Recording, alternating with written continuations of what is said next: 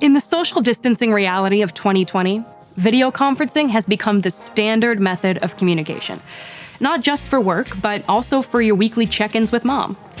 For some of us, this shift in the way we interact has been challenging. There's a lot we subconsciously do in person that gets lost in translation over a video call. But what you may not realize is that conversely, your body language is communicating its own message, one you may not even intend, adding a whole other layer of complexity to communicating through video. Now, before you throw away your phone or computer in frustration and take a monastic vow of silence, watch this video.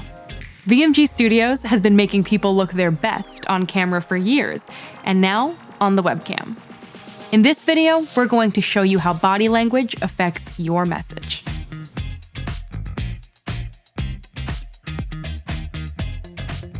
Hi, I'm Talina.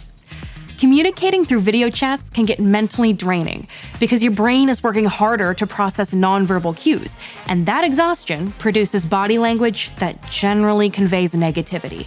In a previous tutorial, Shauna outlined tips on conscious decisions you can make to look your best on a webcam. You can check that video out next. It's linked in the description. In this video, with assistance from the lovely Chelsea, hi, I'm going to show you the things you're doing subconsciously that may detract from the message you want to convey. For starters, it's all about the eyes. In an in-person conversation, eye contact indicates your attention and focus is on the person you're talking with. In a video chat, it doesn't matter if you're looking at the image of the person you're talking with on the screen, it matters where it looks like you're looking. See how I'm looking at Chelsea? But Chelsea, does it look like I'm looking at you? No, it looks like you're looking at something else on your computer screen. Right. And how does that make you feel? It feels like you're not listening to what I'm saying. Right. That's usually not the message you want to convey. Though making eye contact isn't truly possible through a screen, you can simulate what it would feel like by looking into the webcam lens. When you're talking, you can switch back and forth between looking at them and looking at the lens. How does that read, Chelsea? It's better. I feel like you're paying attention to me and I'm being heard and understood. That's what we want. Now, how does this affect your perception of me? You seem a little closed off, like you don't want to be here. Yes, it makes it look like I don't trust you, which in turn makes it harder for you to trust me. Yep. What about this? You seem a little full of yourself. How about this? Seems like you're nervous, like you did something wrong. Just like when talking with someone in person, posture and even the slightest facial expressions give them an impression about you or the way that you're feeling. It's just easy to forget that when you're alone, sitting in front of a computer or on your phone. Now let's talk about gesturing. Gesturing is another subconscious body language that gives an impression about you. However, unlike the others, this one is generally good. People like it when they can see your hands. It sends the subliminal message that you have nothing to hide. The trick is to keep your gestures within the view of the camera and to not annoy or distract your audience. Yes, right.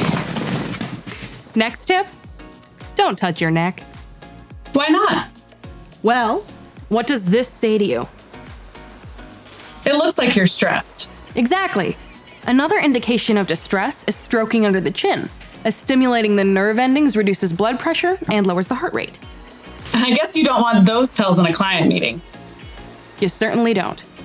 Some similar body language no-nos are running your palms over your thighs, stroking the back of your head, running your tongue over your teeth, massaging your hands. These are all ways we soothe ourselves in stressful situations. So if you want to appear calm, try to avoid doing these things. My final tip is in regard to face touching. Generally, touching your face or resting your face on your hands indicates boredom or that you're ready to move on. How about this one, Chelsea? What message does this send? I don't play softball. No. What if I do this? Oh, yeah, it kind of looks like you don't like what I said. Yes, tugging or playing with your ears psychologically calls back to the hear no evil gesture of childhood. So not recommended for your next client meeting. It's not possible to keep all of these bad habits at bay all the time. After all, they're reactions to or manifestations of our feelings. But by being aware of what your body language is telling your audience, you can begin to control the narrative. Thanks for watching. And keep creating.